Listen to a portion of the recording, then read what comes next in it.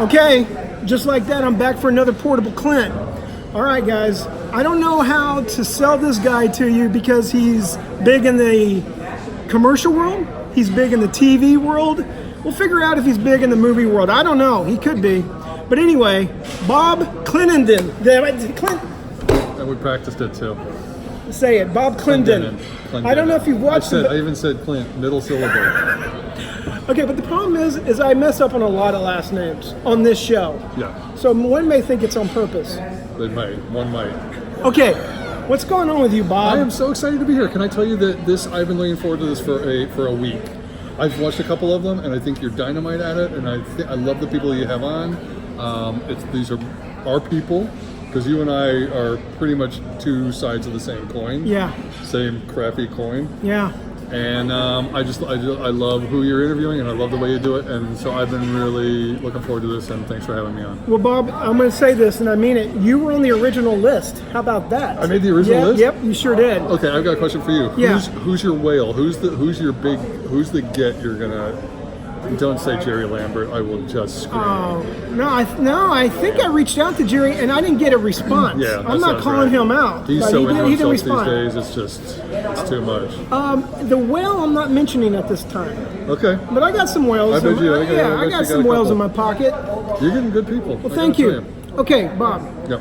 When did you think about moving to Hollywood, California? Okay, so I was an engineer in college, believe it or not. Wow. And not a good one, but I was an engineer and I finished it, but I started doing a couple plays during the course of it, and I loved it, and some of the teachers said, you know what, there may be a future for it. So I went to graduate school, and then I did some really kind of shitty, weird theater after grad school, and people had said, you know what, you've got a face that's weird, you've got the nice way to phrase it was, you have a unique look.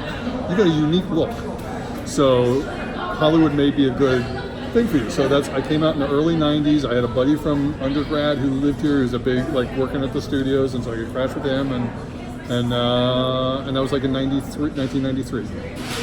93. You started at 93, and I'm gonna go to the very edge of this conversation for a second. You have 105 IMDb credits, and you don't have 105 short film credits. Or stuff that you did, in Canada, where you were an extra, but you threw it on here. Thank God they're not mentioning that stuff. No, but yours are legit, man. Well, thanks, man. And that's just the theatrical side. When you have a whole commercial side. I've been really lucky. I do not. You know, it's weird. And I was thinking in the car on the way down. It's like, oh well. Because you are in exactly the same boat. You've been working steadily for the last 3 decades, and it still doesn't stop me from being bummed and needy and wishing things were different. And doing that. Oh, if only if only this were the case, then I'd really be set, and then I'd really be happy. And it just goes on and on. You just go up these tiny little steps for 25 years, not realizing you're taking tiny steps up. Right. Correct. But you think that there's a landing that you're aiming for, and there never is. You and are even right me saying about that, there's Bob. never a landing won't convince me that there's not. I'm still thinking there is. Yeah. Okay, you come out here. You say you get on somebody's couch. Yep. How long is that? How long do you couch surf? I couch surfed for maybe 3 months until I could get a part-time job. Where did you get a part-time job? I got 2. I got one. Do you remember Mrs. Beasley's? Yes. I worked for Mrs. Beasley's they had phone the great center. cookies. The cookies and the muffin baskets. Yes, and muffin basket, which us actors would go buy. To take to the studio. Yes. So I worked for Mrs. Beasley's phone center, and I also worked for a SAT prep company called the Princeton Review, doing SAT prep classes. That's smart stuff. I was kind of a smarty pants. I was definitely a math smarty pants. Okay. And that was a really good also actor's musician job, because you could get subs and you only worked one class would be 7 hours a week. You could take on 2 if you wanted, depending on what load you wanted, and it paid well, and so that was a good gig. Okay, so you do those 2 side gigs. Yep. How do you start focusing on hustling for your career? I did Here's the thing. I came out really kind of thinking I was hot shit. You get built up in school. Why did you think that already at the beginning? I did too, but go ahead. I want to hear why. Because when I was in grad school, you get cast really well. I was one of the more desired people in there. Like I had a really nice theater resume there. I mean, really always stroking, you know, whatever. And I thought, oh, you know, I'll get to Hollywood. It might be a month or two before I really hit, you know. But you don't realize there was nobody there teaching me what the real business was and how really humbling it could be. So I came out here and I needed to get kind of pegged down pretty severely, and that happened quickly. How did that happen quickly? I did everything right. Like I'd do these mailers, I'd send out the letters, the headshots. I mean, I didn't have an agent, I wasn't in the union. So I thought I'd send all these things and I'd probably have to field offers. I thought I'd kind of I was like worried about how am I going to make the choice between the people and that's funny. And in literally zero response. I thought that can't be right. Maybe it's the timing. So I do it 2 months later, zero response. The only agent that showed any interest was a woman, and you actually may know her, Liana Fields. Does that ring any bells? No. Her gig was that her office was in Oceanside, California, so she was halfway between LA and San Diego. Is that where the two boobs are? What are those? On the way to San Diego, the two boobs? The ones with the little nipple things? Yes. Yeah, it's right around there. It's Oceanside. Yeah. And she would have, her roster was LA actors, but she'd sell them as local hires in San Diego for all the Stu Siegel productions that were down there. Silk Stockings and a bunch of those. That was a big world back down there. Huge. Yeah. And so she took me on, because again, I had a unique look, and wasn't in union, and she got me an audition for Renegade, which was just starting to film down there with Lorenzo Lamas. Yep. And I drove the 2 hours down there for my pre-read. I got a call back, drove back 2 days later for 2.5 hours, nailed those 2 lines, and then got Taft-Hartley'd into the union. So you had to drive down to San Diego 3 times for this job? Correct, and then pay, because it was a 2-day that they needed me, so I paid for my own Red Roof Inn, while I was shooting. Have you made your money back yet? Yeah, the ROI has come through. Okay, so you do Renegade. Yeah. Do you think your career is off and you're going to be running now? Or are you thinking, okay, now I know why I'm hot stuff because I just booked?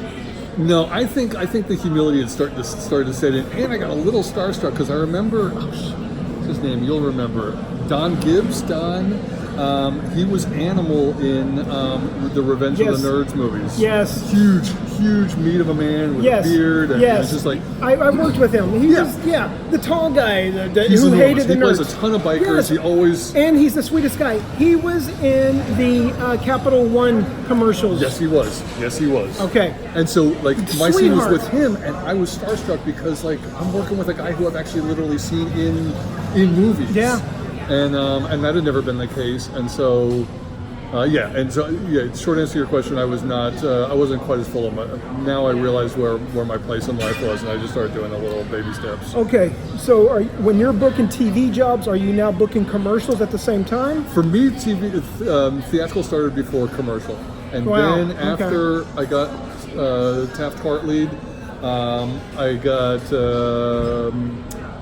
Eventually something happened and I got Abrams, Doug Ely and Mike Abrams. Sure. Took a meeting with me and were willing to sign me, and then they shortly left to form AKA. But okay, did you go with them to AKA? I did. Are you still with AKA today? I'm one of their earlier crop that came over from that first wave in the end of the 90s, I guess, 97, 98. Okay, so tell me what happens after Renegade. What's the next big thing that you come across? I think it was The Nanny. The Nanny. I was a bum. Like you, if you go through my resume, there's a lot of similar roles. Bum, security guard, officer. I love them.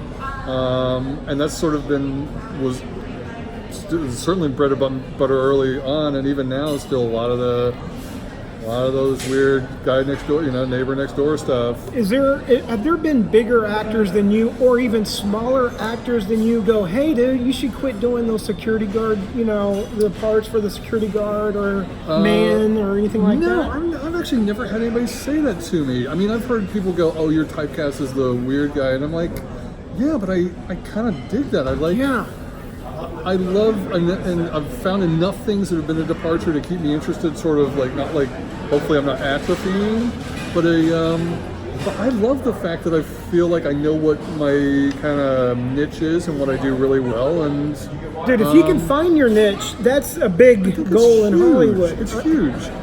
Yeah, go ahead. Because I was going to say, because a lot of people don't know who they are. So if they don't know who they are, how the casting director is going to know who they are? 100%. And I think one of the downsides of coming out of some of these training programs is you do rightly as a theater actor think, oh, I can do anything. I can play Lear, I can play Romeo, I can do whatever because I did it in class and whatever. But you really need to have a pretty specific kind of target, that you can just crush out of the park every time. And then if you want to start expanding it as you get a little more known in the industry, then that's great. But I think certainly early on, being as specific as possible is a help. I kind of want to keep going down the road, but is there a part that you took that was the exact opposite that you've ever played? Something like, wow, I cannot believe they hired me to do this part. Wow, nothing's coming to mind. I know that I've only had to kiss in 30 years. I've only had to kiss like 3 times, so I don't get a lot of the romantic. I've only stuff. Kissed once. Oh, that was when we were in the waiting room. Well, yeah, but I just don't say that. So not a lot of romantic leads. I don't play as many normal, like straight, not dry, not like no edge. But those people aren't as interesting to me, so I don't know if that's a regret. I don't really I'm not sure I'm missing anything there. Okay, so Bob, you're going. You do Renegade. You do Nanny. Give me $1. That was it. Give me $1? Yeah. What is give me $1? That was my line in the Nanny. I still remember. Oh, because you were a bum, so that's what you I said, give me $1, and then she yelled at me and said, you give me $1, and I did, and I ran off. That's funny. Now, I like to ask this question, was that the 3-day contract or the 5-day contract? Because that was filmed in front of a live studio and that audience. was after. Okay. That was an early after show. I think that was probably a 3. Because I did not feel comfortable. I didn't know what I was doing. But I was scared to death because suddenly that was the first show that had a studio audience, and there's all the, we get the red siren light, and people are there, and all those cameras are moving, and it was, it's kind of intimidating at first. It is, especially because, hey, you just booked a gig, but here's the deal. You're going to be doing this in front of a live studio audience. Yeah. You may have, I know you did plays. It's different, though. They say it's the same. They say it's not the different. same. It's really exciting, it's nervous, and you're scared to death. And you still kind of have to keep it sort of relatively small. Right, yeah. But the good thing for you, to me, is your line was kind of easy. It was a good, easy line. I was told I was completely off book. from very early on in the process. Did you ever mess up an easy take like that? I since have, yeah. I think for people who, especially in those early days when you've got those 2 or 3 line co-stars, I think there's far more pressure on you than when you've got 3 scenes. Absolutely. Because, when it's the producer's run through or the network run through, and you jack up that one of your 3 lines, it's not there in the next day's draft. Yeah. You just shot a third of your lines away. Yeah. And that's a hard thing. And you're also a newbie. Nobody knows you. They don't know if you're a wild card. If is he going to panic like this on tape night? Yep. It's I think it's really nerve-wracking. And no one's checking in with you because you're a co-star, so no one's really caring about you. They don't. They just okay. No. So when do you? Okay. So when's the first big show you book that has some legs where they call you back? It might have been. Oh, I think it was that 70s show. That 70s show turned into a nicely recurring thing. Okay, when you auditioned for it, was it a recurring gig when you booked it? Most of the gigs I've had that have turned up recurring were never. And also, this in like multicam, they don't really envision anything as a recurring early on. We're going to see how it plays out, and so. I mean, maybe in some dramas where they got a storyline they want to finish, but I've never had them really say this is a 4-episode arc on a multicam. Or if you do book that, you don't book it. You book the one. You book the one. We'll let you know about that. Exactly. But I've been really lucky that a lot of the shows I've done that have turned into recurring, were 1 episode to start. Cougar Town was a 1 episode. Okay, I want to talk to you about Cougarton. We can go ahead and talk about that now. Go ahead. And then that turned it. But I knew him from Scrubs. I knew Bill Lawrence from Scrubs. Is Bill? He's the writer. He's the creator, writer, producer, and showrunner. And he did Scrubs, and he hired me on that. And that was a 1 episode thing that turned into like a dozen. Wait, after you book Scrubs, does he call you and say, "Hey, do you want this part?" Or does your agent submit you? Yeah, Cougar Town was a straight offer. It was? For 1 episode. Okay, that's great, because how many episodes did you do altogether? 65. Did you really, Yeah, Bob? yeah.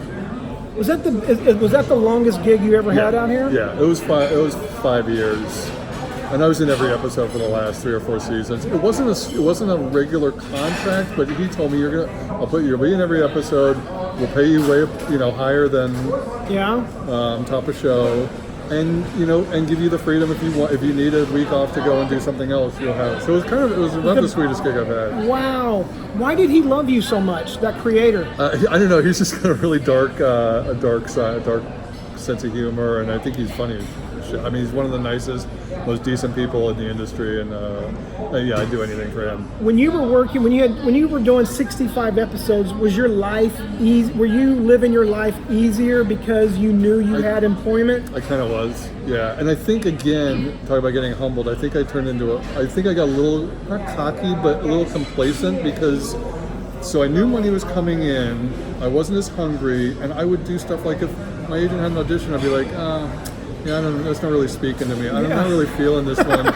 And in the last couple of years, as work's gotten a little bit tighter, I'm like, I just want to get out. I'm like, I'm going crazy I haven't had an audition in 3 weeks. I'm going nuts. I'm like, I can't believe I turned down this, and this. Yeah. I'm just now the opportunity to audition and feel like I'm still kind of flexing or staying loose. Yeah.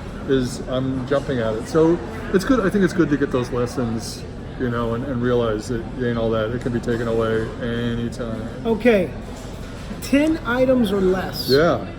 Tell me about that, because I want to follow up with something about that. Well, you're an improviser. I know that.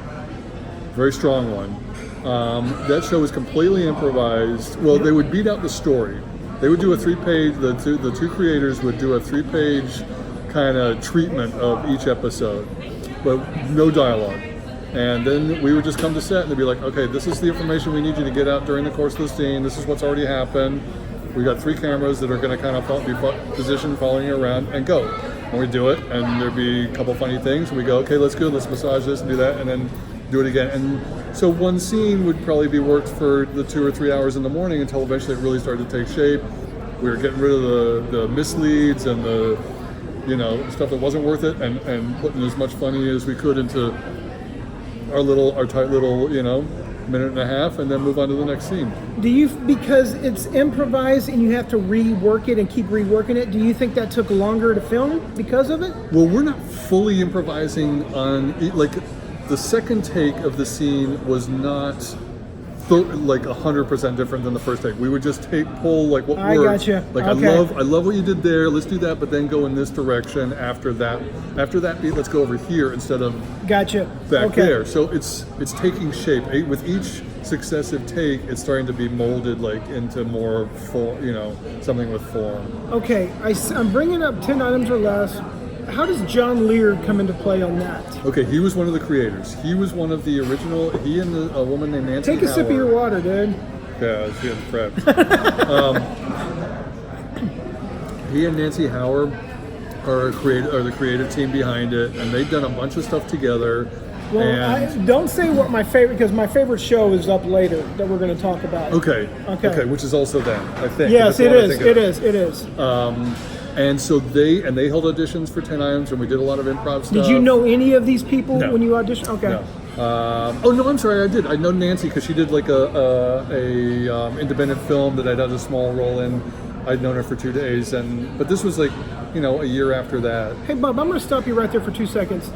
Little parts you should always do, because you never know what little parts will lead to. Is that correct? 100%. And I think I would.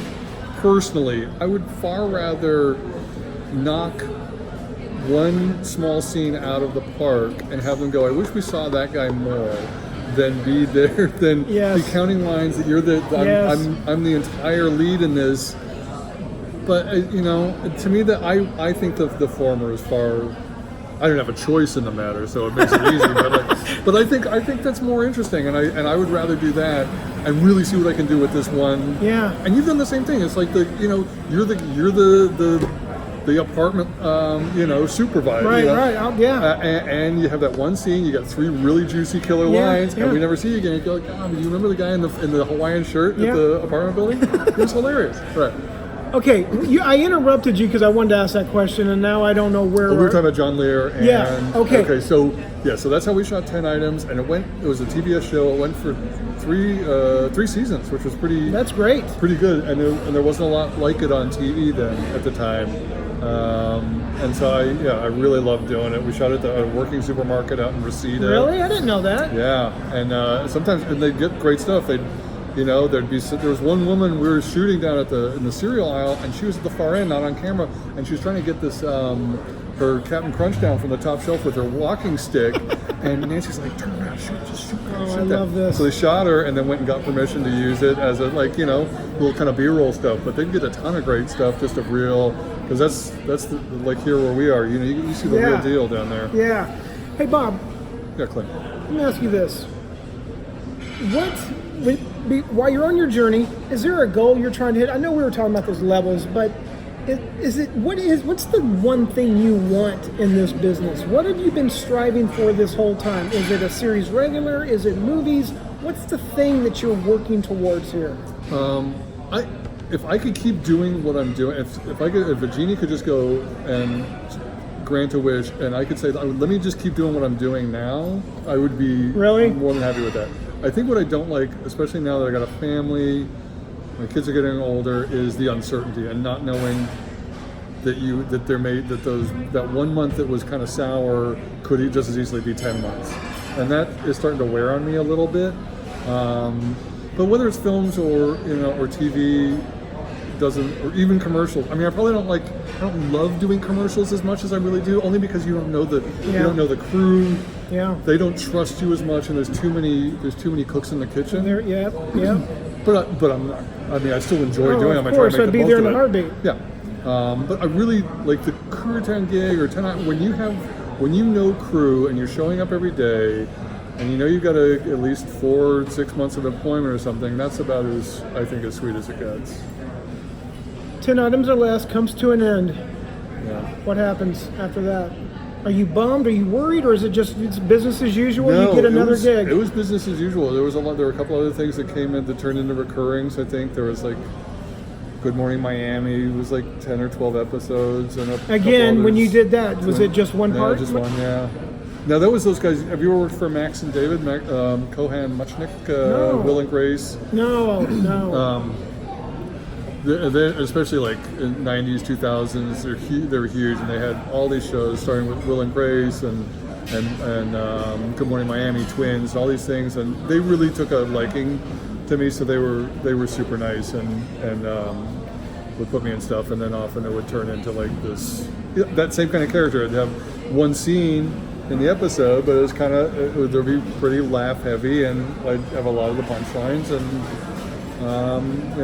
I don't think it gets better than that. Can you do just one line, like "Here's your taco" to the camera right here, that you would go to, like the way you would do it in an audition? Okay, here's your taco. Dang, you're good, dude. I'm good. That was really good. And I have a couple others. I'll give you a couple variations Please. of that too. Here's your taco.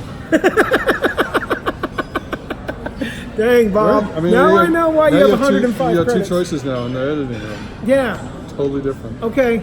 So you do that. You do. When does? I'm trying to figure out when. Okay. Which one were we just on? We were just on 10 items. 10. No, you moved on from 10 items. To Muchnick, like Good Morning Miami. Okay, Good those Morning guys. Miami. Yeah. And then what's the next big one? When does? I don't want to say the name yet. I mean, it's not that everybody knows the name, but when's Quick Draw come in? Because that's my favorite show. And if you haven't watched Quick Show, go to Amazon Prime, right? Is it Amazon Prime? No, it's Hulu. Hulu. I knew it was one of them. Quick Draw. Quick Draw. And it's it was again an improvised, like the 10 Items or Less, but it was a Western, and it was with a lot of the same people, a lot of the same faces, but we also got a lot of really great, guys like Tim Bagley. I don't know if you know him. I know some everybody. Really good, and you should have been in it. It is the funniest show that no one's ever seen. Yeah. Yeah, I mean, I'll it occasionally really get recognized from it, and it thrills me because it means like that really tiny niche audience that we had. I think they really, really loved it, and I was sorry that Hulu kind of, they were trying to move in a different direction. Well, I feel like I've seen John Lear a couple times, and I've talked to him about it. And this is about you. I am. I totally am. But while he's not here, let's talk one more minute about him, and then we'll move on from him. Okay. Did he create that one too? Did he do the exact same process? Exactly the same. And they had this idea, and it was in many ways, it was the same kind of story. It was a fish out of water story like we did at 10 Items or Less. He was this boss that came in from outside to this environment, and we had these dysfunctional, cast of characters around him. And Quick Draw, he was just a sheriff that came in to this new town, and this dysfunctional cast of, like, I was the undertaker, and there was the bar wench, and the prostitute and whatever, and a deputy, and so fish out of water, and he's an extraordinary improviser.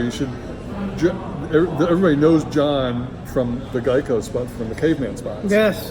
But you wouldn't recognize him because he was you'd recognize his voice, and he worked a ton. But so he's a really good balance to I'm a very reactive improviser. Like, I'm not great at really driving a scene, but John is, and that lets those of us around him throw the off-the-cuff comment, make the face, whatever it is, and it really became a nice balance. Because I think what's hard with those shows, if you have too many people who are working too hard to drive the scene, it just becomes like this. Yes. And you see it in commercial auditions. Yes. They're like, oh, make stuff up. And there's always the one guy who's like, I'm just going to never stop talking. Yes. Because if I don't stop talking, they'll definitely give me a call back. Yeah. And it backfires. You do so much. You are so much better off watching him spiral out of control, making a face to camera, and leaving it at that. And you get called back, and he doesn't, and he still doesn't understand why. Well, Bob, it goes back to you knowing who you are. You know that you are a better reactioner than a driver. Right. And the driver people out there appreciate people like you, because you're not trying to steal it, you're trying to make it better. If you can find the balance, those little ingredients. Yeah. Okay. I made an analogy. I was giving a talk at some college, and this is. Well, who are you giving a talk to? I mean, how do you get invited to give a talk? Sometimes I get invited to talk, to speak to classes about of actors and some who may want to come here, just about sort of making that transition. It's nice of you to do that. I like doing it. Yeah. Okay. Go ahead. So I made the analogy about kind of you're putting together a recipe, and you need to know sort of what your function is in the recipe. And I made the joke that I'm cumin, right? It's the spice, which you don't always want to use, and you don't want to use too much of it. But if you use the right amount, it's like, oh, that makes it much more interesting. I'm not chicken. You're not going to build the dish around me, but a little of cumin, and the thing really, really sails. Wow, Bob, seriously, man. And it's all simple stuff. When you break it down, it's simple stuff. Right. It makes a big difference. But it's not always intuitive, and not everybody does it. Yep. Do they? Okay. Worst days in the commercial world. I'll tell you what I hate. I hate that after a take, the director walked back to Video Village, and Yes. and then his slow walk back to you. Yes. And I know this walk so well. And you didn't hear a lot of laughter. They're all acting kind of squirrely, whatever. You don't know. They hate me. They hate whatever. And then the director will try to interpret what they didn't like or not to you, and so you're hearing his kind of, his interpretation of what they said, and you got to interpret that. I don't know. I just find it very frustrating. Yes. Okay. I had one piece of direction. This one killed me. I still remember it. After this walk we just talked about, comes back. Okay. they love the deadpan. They love the This deadpan. is the director telling you This this. is the director talking to me. They love the deadpan. They just want it happier. Like, you can't do that. No, I know, because it's deadpan. All right. Oh, that's a good note. Okay. All right. Let me try that. And then you just throw another blob at the wall, and oh yeah, see, great note. He got it. Because there's one director and about 5 clients. Clients being the, let's just say, Geico ad agency. Right. So 5 people are telling one director. That one director needs to decipher how to get all those 5 notes into one. Into you, yeah. And not all of those notes that he's getting are consistent. There's like one guy's like, Yeah. yeah, we want him laughing. The other guy's like, don't let him make a lot of noise. And then so then he takes that jumbled mess and tries to give you a note for it. Okay. I'm going back to the theatrical world in a second. I'm just going to close up the commercial world really quick with you. Okay. The best days of your commercial world. Okay, so I've been lucky. There are a couple directors who've really liked working with me, like Jim Jenkins. I don't know if you ever work with. Yeah. And I've done maybe 8 or 9 commercials with Jim, and he does big stuff. And he's a weird cat. But now that when you after number 2 or number 3, you start to feel okay. He really does. He likes what I do. He trusts me, and you start to feel that kind of sense of working together like you do on a TV show you've been on for a while. Like there's a shared trust and an experimentation and all this and stuff, and I feel appreciated. I'm not like worried about because on a commercial set, like we're talking about, you get so strung up on like, do they like me? Do they like me? Yep. What if I do this? If I'm loud, if I'm fun, and I hate feeling that, and it never gets the best work out of you. So I like it when I've worked with multiple, the same guy multiple times. That's the best because, again, it just sets you at ease. You're not fully in your mind like we can quickly go to. Yeah. Okay, so is there a campaign? Have you ever booked a campaign where you did multiple commercials? No, I did a couple of Altel, but yeah, no, nothing like a flow. Those ones where you go on and on. No. Do you know how many commercials you've booked? I think I'm over 100. Really? Yeah. Okay. Anything else about the commercial world before I finish up theatrical? No, I think we've covered it. I mean, can I say that I love your commercial work? I say if it's got you in it, it is even in the smallest dose, it makes the spot for me. Bob, can I tell you something? You have always been so nice to tell me that. You're not just not saying it now on camera. You've actually always told me that, and I've always appreciated that about you. Which hence is why you were on the original list. Oh, thank you. Yeah. But we float in the same circle. Certainly commercially, like I love it when you go to 200 South or whatever, and you're going to see the same 8 guys who've been doing it for 2 or 3 decades, and when I was driving over here, I was thinking how much, because I was trying to think of things that would be interesting to talk about. Those early days, I can't tell you, thinking back, how much I hated being in a social situation where somebody goes, "What do you do?" And I had done nothing. And when you have to say, I'm an actor, like you always said it like as a question because you were looking for validation, and you get that response. It was kind of patronizing and critical, like, "Oh, bless your heart." Bless your heart for not having a real job at 30, and chasing a dream you're not going to get. That's so adorable. I'm going to be over here. Or like, what have you been in? And then you try to explain what you've been in, and they've never seen anything. Nothing. Can I tell you? Are we telling funny stories? Yeah, go for it, man. And I do hate that, but like somebody said, and this is not too long ago. This is 5 or 6 years ago. So a woman says, "Oh, what do you do?" I said, "I'm an actor." She said, "Oh, have I seen you or anything?" I said, "I'm not sure." And I started listing a couple shows. No. Okay, I'm listing more and more shows, a couple movies. I think finally, after I've gone through pretty much my entire resume, she's like, "Yeah, I don't really watch TV." I'm like, you just made me look so sad and desperate. I just jumped like a monkey. I've done it. I've acted like a monkey several times trying to explain to people what I do. When people ask me what do I do for a living, I literally say I hang out because I'm just going to cut it right there. I'm just going to stop it right there. Yeah. Yeah, it does. It never pays off. It never works out. Okay, Bob. I want to go back to your theatrical career. Finish it up. Okay. What after Courtney Cox? That's Cougar Town. Cougar Town. Right. What happens after that? Because Cougar Town was your biggest gig. That was the big one. That ended about 4 years ago. I think around 2015 that ended. Okay. Now let me ask you that. Now, do you start freaking out? Did it kick you in the gut, or did it just pick up business as usual? Yeah, that was more of a kick in the gut because I was like, now I got to go back to doing what I did before, which is scrapping for each one. Yeah.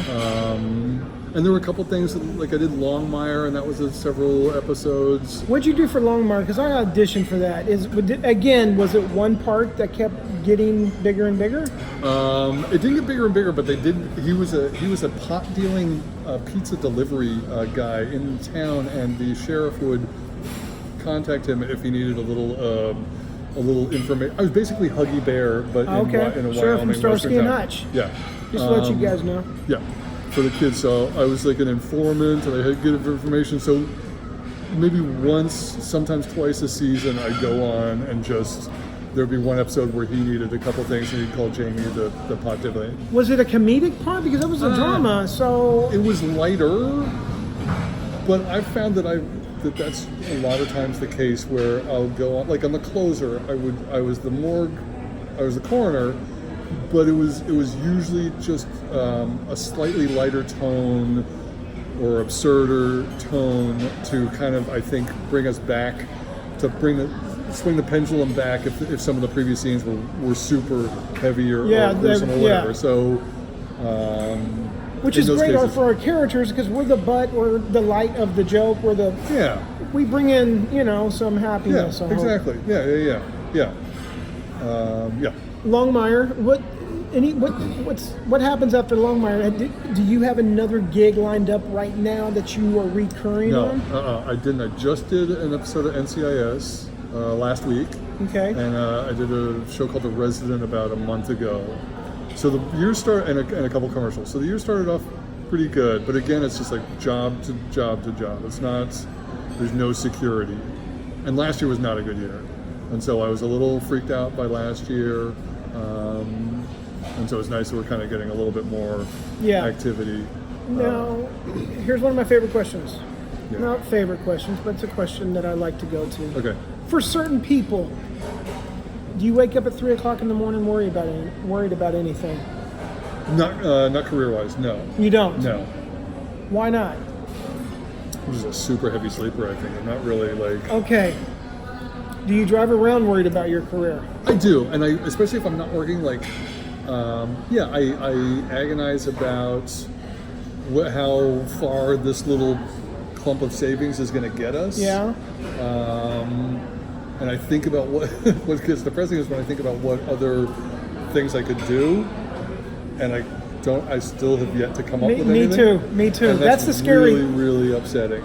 That's the scariest thing is we've done this for so long that who's going to hire us? Now I have some hobbies, like I'm a carpenter and I love making stuff. Yes, you went to like an iron. I took a welding class, and so now I'm I was building impressed a barbecue. with that. I remember you doing that. That was great, man. So I'm trying to find stuff, because if I don't do stuff like that, I sit at home and I get really I can get kind of dark and I think unproductive, and I get angry. I get angry at other actors for no reason other than that they're working and I'm not, and that's a really unhealthy place to be. You ever yell at the TV? Yeah. Oh yeah. Yeah. And I yell at stuff where like I yell at commercials for what I know are terrible agency choices, right? Like either in wardrobe or lines or because we've seen how the sausage gets made. So then you see the sausage, like, oh, I know how that happened. That poor guy. You see a spot where some guy's running, and you're like, oh, I'm so glad I didn't get that. Yep, exactly. Because he did that all day long. Okay, I don't want to get too thick into this subject matter, but do you know, when you're watching TV, do you know which commercial's union and which commercial's non-union?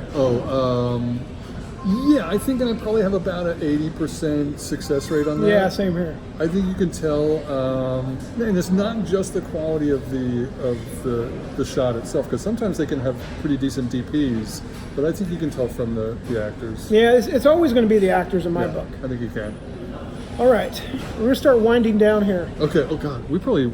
Well, you're yeah, right. That thing's. It goes by fast, right? We sailed. Yeah. Okay. You get a 5-page audition. What do? You have a 5-page audition tomorrow. Tell me how you break it down. Tell me what you do. Not detail by detail, but tell me what you do. First thing I do, and this is so sad, but it's for all the oldies out there, I retype it in a larger, with my lines in a larger font. You know, everyone does that now. It's hard. I hate doing it, but I got to do it because I don't like being in the page. I don't like wearing my glasses. Yep. So I do that. I'll go through and I'll figure out what are the real points where I think I can separate myself from the herd, and try and kind of craft those. I'll look at simple stuff like eye lines, like where do I want to be. So you're practicing eye line at home. I kind of am. Okay. I'm going, well, I want to go from, I'll go from this side of the camera over to there for these, from that line to that, because I'll put Mike there and I'll put Dolores over there. Okay. And then I'll sit on this line.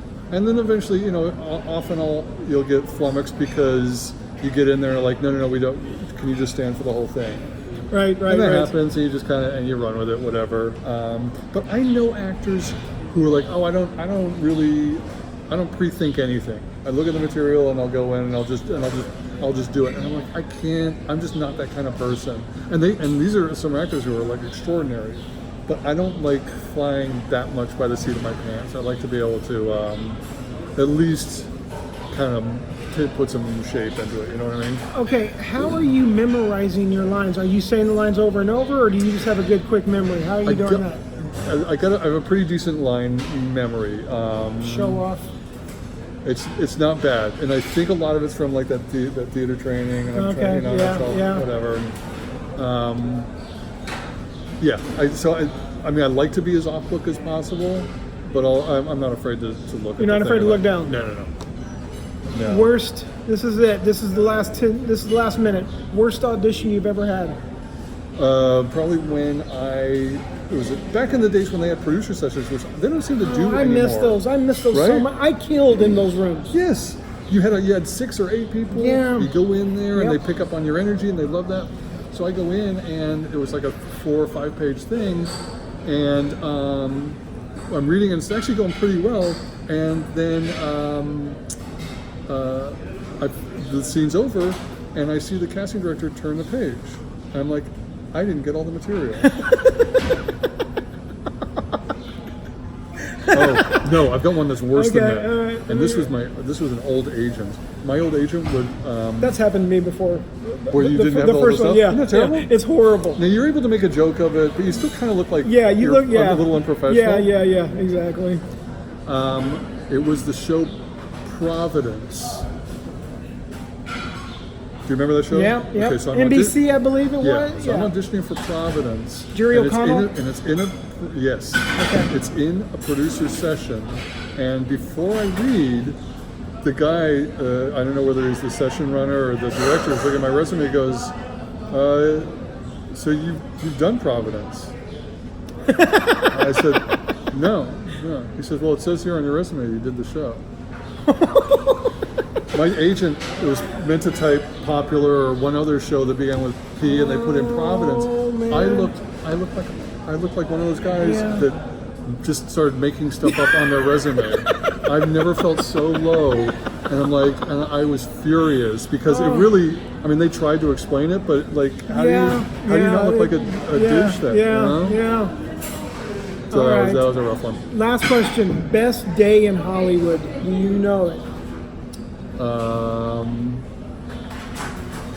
It was last week. Only because it just came to my mind. It was last week when. Last week was your best day in Hollywood. Joe Spano. How do I know Joe Spano? How do I know this Hill name? Street Blues. Yeah. He was the really nice, soft-spoken, wore a bow tie a lot. Yes. Okay. Yes. Works forever. I know who you're talking about. So I met him, and he's been because he's kind of like in our category. He's probably 20 years older, but he's like just a great character guy. And I met him, and he said, I love your work. And to have somebody who you kind of really look up to say, I like your work, was really nice. Yeah, there is something special about that. There really is. Because he didn't have to say that, right? He didn't need to, no. No, that was nice. Bob, anything else I need to know about you? No, I know we went... but I'm coming back to do the show because we need to Please. talk about the Carney Awards. Okay, wait. Let's say that really quick. Tell me about the Carney Awards, because they're important. The Carney Awards is, I got invited to it's an award show that started about 5 years ago, and I just got invited as a guest, not to be a recipient, but they the sons of Art Carney, the great Art Carney, are doing, it's a character actor award show. And it recognizes all those guys that we've seen in a million different things. You know, examples like Joe Pantaleone, Dan Hedaya, Bill Fitchner, guys like that, and who have been doing it for 2, 3, 5 decades, and usually in supporting work. But they're just memorable, and they've always just eaten the scene. Just taken it left you with all these great memories and lines, and so this award show recognizes those guys, and it's just a really, really fun I love night it. once a year. Yeah. And they're trying to pitch it, I think, as a show that people might enjoy, just because these people are so interesting. It needs to be televised. Yeah, it does. They film it, and I think he tries to sell it. But now they're getting more and more, I think, bigger name people who are still in that character actor category. That'll hopefully, Okay, well, Bob, thank you for sharing that. Bob, the reason why I was all over the place today is because your career literally is all over the place. You don't just have like one road. You have so many different roads. People love you and they keep hiring you. So you have good commercial directors who love you. You have showrunners who love you. You are loved Clint. here in Hollywood, man. So congratulations to you on that. A ball. Bob, you are literally one of my favorites. Like I said, original on the list, and I always got your back. You do. Do me a favor, Bob. Say goodbye. Bye, guys.